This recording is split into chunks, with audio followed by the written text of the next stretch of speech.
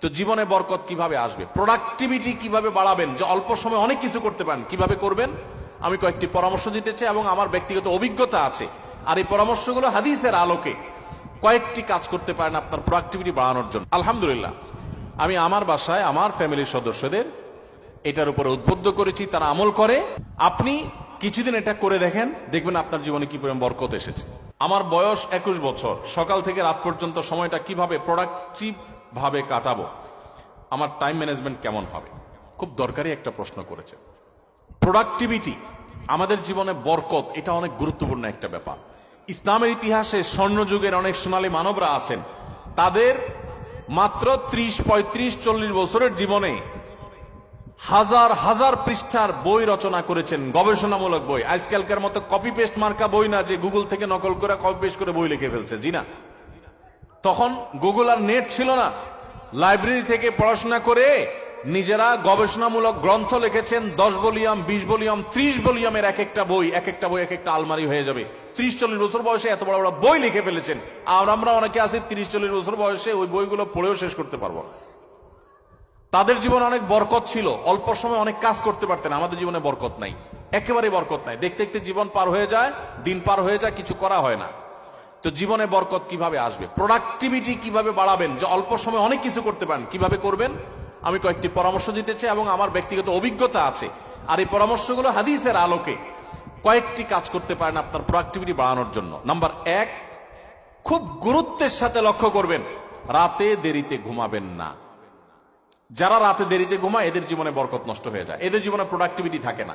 দেখুন, পৃথিবীতে যে সমস্ত দেশগুলো উন্নত হয়েছে, আপনি আমেরিকা বলেন, জাপান বলেন, কোরিয়া বলেন, আপনি ইউরোপ বলেন, পৃথিবীর যে সমস্ত অঞ্চলের যে সমস্ত দেশগুলো উন্নত হয়েছে, তাদের দেখবেন সবার একটা কমন লাইফস্টাইল হলো তারা রাতে তাড়াতাড়ি ঘুমায় পড়ে। সমস্ত উন্নত দেশের সব মানুষদের মধ্যে কালচার আছে। সারা পৃথিবীতে যে দেশগুলো উন্নত হয়েছে তারা সবাই দেখবেন সন্ধ্যার পর পর শুয়ে পড়ে। আর আমাদের বাঙালির রাত শুরুই হয়ে হলো 10টার পর, তাই না? আমরা অফিস আদালত থেকে আইসা বাসায় রিমোট নিয়া জামা টামা খুলে ধুইয়া বৈশা, এরপরে আমরা আয়সার নামাজ যদি পড়ি নামাজি হই, আর বেনামাজি হলে তার কোনো কথাই নেই। আইসা আমরা সোফা বসে এবার আমরা রিমোট দিয়া একটা পর একটা চ্যানেল পাল্টাতে থাকি, এরপরে মোবাইলে ফেসবুকে আতাইতে থাকি, খাওয়া দাওয়া করে শুধু শুধু আমাদের 12টা, 12:30, 1টা। এই যে দেরিতে ঘুমাই, আমাদের জীবনের প্রোডাক্টিভিটি নষ্ট হয়ে যায়, বরকত নষ্ট হয়ে যায়। যে তরুণ তার প্রোডাক্টিভিটি বাড়াতে চায়, সেই জন্য রাতে তাড়াতাড়ি ঘুমায়। রাতে তাড়াতাড়ি ঘুমায়, যেগুলো রাতে করবেন ওইগুলো সকালে করবেন। অনেক যুবক আছে পড়াশোনা করে রাত 12টা পর্যন্ত। আরে ভাই, রাত 10টায় আপনি ঘুমিয়ে যান, এই যে 2 ঘন্টা পড়লেন, ভোর রাতে উঠে ফজরের সময় 2 ঘন্টা পড়েন, ওই 2 ঘন্টা এই 2 ঘন্টার চেয়ে অনেক বেটার হবে। কারণ 6-7 ঘন্টা 8 ঘন্টা ঘুমের পরে যে ফ্রেশ মুড থাকবে, ওই সময় পড়লে সেই পড়াটা অনেক তাড়াতাড়ি আপনার আত্মস্থ হবে। আপনি সারা দিনের হ্যাসেলের পর রাত্রে পড়তে যান, আপনার মাথায় পড়াটা এত তাড়াতাড়ি রপ্ত হবে না, যত তাড়াতাড়ি রপ্ত হবে 6-7 ঘন্টা ঘুমানোর পর। আমি একটা কথা সবসময় বলি, এই যে হেফজুখানার ছাত্রদেরকে আমরা পুরস্কার দিলাম আজকে, সারা বাংলাদেশের সমস্ত হেফজুখানার ছাত্রগুলো এক একটা মিরাকল, এক একটা অলৌকিক।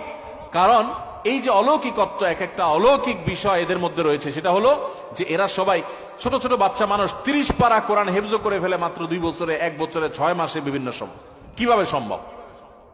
30 পারা কোরআন, এত বড় কোরআন পুরাটার হেফজ করে ফেলে, মুখস্থ করে ফেলে, কিভাবে সম্ভব? যে কয়েকটা সিক্রেট আছে, এই সিক্রেটস গুলোর মধ্যে একটা সিক্রেট হলো, একটা রহস্য হলো যে হেফজুখানায় 100% ছেলেরা রাতে তাড়াতাড়ি ঘুমায়। তারা রাত 10টার ভিতরে 100 ভাগ হেফজখানার ছাত্র সারা বাংলাদেশে ঘুমায় পড়ে। কোথাও পাবেন না 10টা বড় ছেলেরা পড়ালেখা করে, সব 10টার মধ্যে ঘুমায় যায়। পুরা কোরআন হেফজ করে ফেলে অল্প সময়ের মধ্যে, আবার রাত জেগা পড়ে না। কিভাবে সম্ভব? কারণ তারা ওই যে আবার ভোরে উঠে যায়, ভোরে উঠে পড়ে। ওই ভোরের সময়টা রাতের 4 ঘন্টা, আর তখন 1 ঘন্টার সময়। এজন্য প্রোডাক্টিভিটি বাড়াতে চাইলে রাতে তাড়াতাড়ি ঘুমাইতে হবে। যেটা রাত জেগে করবেন, যে কাজটা, সেটা ভোরে করবেন। 1। 2 নম্বর হলো সকালে ঘুমাবেন না। সকালে ঘুমানো যাবে না। সকালের ঘুম মানুষের জীবনের বরকত নষ্ট করে দেয়। আমাদের নবী সাল্লাল্লাহু আলাইহি ওয়াসাল্লাম দোয়া করেছেন, আল্লাহুম্মা বারিক লি উম্মতি ফি বুকুরিহা, আল্লাহ আমার উম্মতের জন্য সকালের সময়টাতে বরকত দান করবেন, আর ওই টাইমে আপনি ঘুমায় থাকেন। সকালে আপনি পড়ালেখা করেন, ছাত্র মানুষ, তাহলে পড়ালেখা বরকত হবে। আপনি কর্মজীবী, কাজ করেন, আপনার কাজে বরকত হবে। আপনি কৃষক, কৃষি কাজ করেন, আপনার জীবনে বরকত হবে। আমাদের সমাজে, আমাদের দেশে 9টা 10টা, সকাল 9টা 10টা 11টা আগে দোকান খোলে না, কারণ পাবলিক ঘুমায় থাকে না, একটাই না, রাত জায়গায় আড্ডা মারে আর সকালে ঘুমায় থাকে। ঠিক না ভাই? ঠিক। আমাদের প্রোডাক্টিভিটি নষ্ট হয় এই কারণে। আপনি কিছুদিন এটা করে দেখেন, দেখবেন আপনার জীবনে কি পরিমাণ বরকত এসেছে। আলহামদুলিল্লাহ, আমি আমার বাসায় আমার ফ্যামিলির সদস্যদের এটার উপরে উদ্বুদ্ধ করেছি, তারা আমল করে, রাতে তাড়াতাড়ি ঘুমায় পড়ে। 10টা ভিতরে সবার ঘুম শেষ, আর সকালে কোনো ঘুম নেই। ভোর থেকে উঠে যার যার কাজে সে লেগে যায়। আবার দরকার হলে দুপুরে একটু ঘুমাবেন, সুন্নাত সেটা, আর এর বাইরে কোনো কাজ করবেন না। তাহলে প্রোডাক্টিভিটির জন্য 1 নম্বর হলো রাতে তাড়াতাড়ি ঘুমাবেন, 2 নম্বর হলো ফজর পরে ঘুমাবেন না, ফজর পরে জেগে থাকবেন, কাজ শুরু করবেন। আর রাতে তাড়াতাড়ি ঘুমালে এমনি ফজর সময় আপনি ঘুম ভেঙে যাবে, কারণ সারা রাত ঘুম, বড় রাত ঘুম হয়ে যাবে ইনশাআল্লাহ। 3 নম্বর এবং সর্বশেষ প্রোডাক্টিভিটির জন্য যেটা বলতে চাই তা হলো এই মোবাইল এবং বিভিন্ন রকমের ডিভাইসের নেশা বন্ধ করতে হবে, তা না হলে প্রোডাক্টিভিটি কখনো বাড়বে না। মনে রাখবেন, মোবাইলের নেশায় বুধ হয়ে থাকে আর জীবনে বড় কিছু করতে পারছে এমন একটা মানুষ পৃথিবীতে আপনি খুঁজে দেখাতে পারবেন না, একটা মানুষও না। মোবাইলের নেশায় সারাদিন ভূতের মতো মোবাইল টিপে আর আঙুল দিয়ে স্ক্রল করে একটু পর পর, এই মানুষগুলো জীবনে বড় কিছু করতে পারে না যদি এই অভ্যাস না ছাড়ে।